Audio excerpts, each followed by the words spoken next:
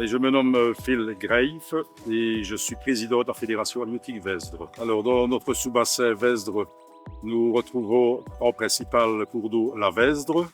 Nous avons aussi la Ogne, nous avons le Voyer. Ce sont les principaux cours d'eau que notre fédération gère via ces sociétés, évidemment.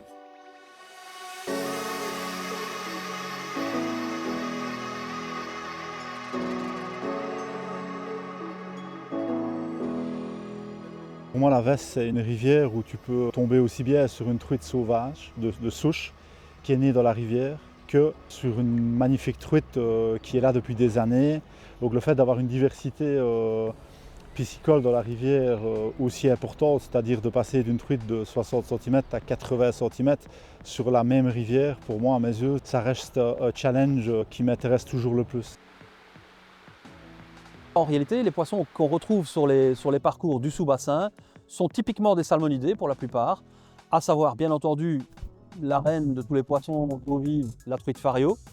J'ai compris qu'elle mange beaucoup plus sur le fond, beaucoup plus du ramassage. J'ai vraiment calibré, je vais dire, ma pêche dans tout ce qui est pêche de gratte, c'est-à-dire m'attarder une heure et demie sur une distance de 150 mètres pour essayer de toucher ces gros spécimens.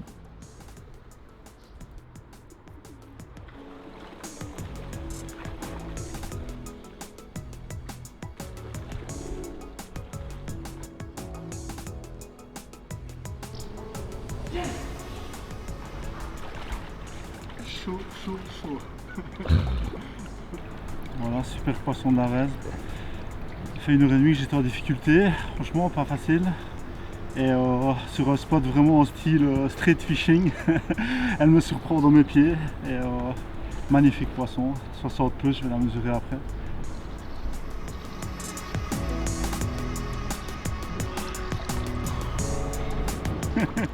Alors, historiquement, la Vesdre est un cours d'eau martyr. Grâce à l'épuration, la Vesdre est redevenue vraiment un cours d'eau fonctionnel sur le plan biologique. Très rapidement, on a constaté qu'elle avait un potentiel qui est un potentiel extrêmement important et qu'elle produisait, notamment pour les truites qui sont notre objectif principal, des poissons d'exception. Exception en termes de qualité, en termes de quantité et surtout en termes de taille. Ma plus belle, c'est 86 et j'ai une de 82. Ce jour-là, c'est sur le barrage de Chaudfontaine. Je vois 2 poissons. Je suis arrivé discrètement par le bas du barrage et là, à l'arbalète. Le gamard est tombé dans l'eau, il est descendu doucement, elle est venue le chercher. Comme j'étais sur un plat, elle est partie, elle a remonté le courant et puis je l'ai ramenée au moulin. J'ai eu la chance pour tout, de ne pas casser, de la mettre surtout dans l'épuisette. Il faut savoir que ces gros poissons-là, ici sur la Vesdre, au-dessus de 75, elles commencent à avoir des têtes comme des brochets. En réalité, on constate très vite, après les inondations, moins d'1 an après, qu'il reste des populations résiduelles qui sont beaucoup plus importantes que ce qu'on avait espéré, en particulier dans l'amont du sous-bassin. Actuellement, ce qui donne le mieux, c'est la nymphe. Depuis les inondations, les insectes sur l'eau, on en voit très peu. La rivière est remplie de gamards. Nulle part ailleurs, on en a autant. Voici une belle petite fario de notre Vesdre.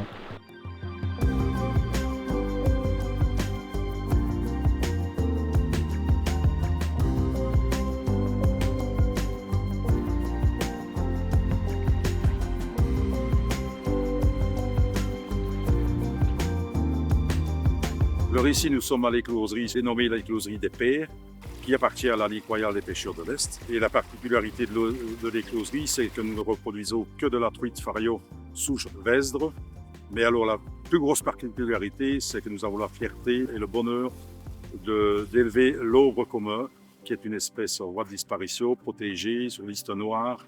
Et je crois que nous sommes quasiment les seuls en Wallonie, ici en Belgique, à reproduire avec plus ou moins de réussite. C'est un poisson qui est très difficile à élever, il est très fragile et on est passé de 80 jeunes les premières années et pour le moment on en est plus ou moins entre 2500 et 3000 jeunes par saison. Donc la progression va et on espère encore pouvoir nous améliorer parce qu'on apprend de nos erreurs évidemment. Le VPN a aussi son écloserie où il faut un beau boulot. Dans l'infrastructure qu'on a ici, comme celle de la Ligue de l'Est à Montgomery, on a donc la possibilité de produire par an 250, 300, 350 000 alevins par implantation qui sont tous des alevins qui sont remis à l'âge je dirais, de 3 mois, directement dans la rivière. Donc, ils vont apprendre à se comporter, à survivre dans le milieu naturel.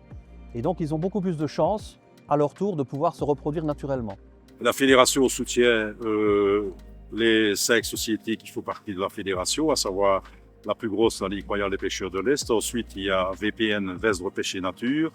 Il y a la RAPP, Royale Association des pêcheurs de pépestère. Il y a la Ognier-le-Royer. Et nous avons également la Warfasienne qui, malheureusement, souffre d'une mise à sec de leur lac de Warfa et les travaux n'avancent pas très vite. Il y a des actions en collaboration, par exemple, avec les Côtes-à-Rivière, avec la Maison du tourisme de Verviers, avec la Maison wallonne de la pêche, où on organise par exemple la journée de l'eau, là aussi en collaboration avec la SWDE. Il y a la journée Attrape-moi si tu peux, qui est consacrée aux jeunes. Il y a des journées d'initiation pour les dames. Retrouvez toutes les informations sur le sous-bassin telles que la réglementation, les zones de pêche ou les actions de la fédération sur le site d'Horizon Pêche.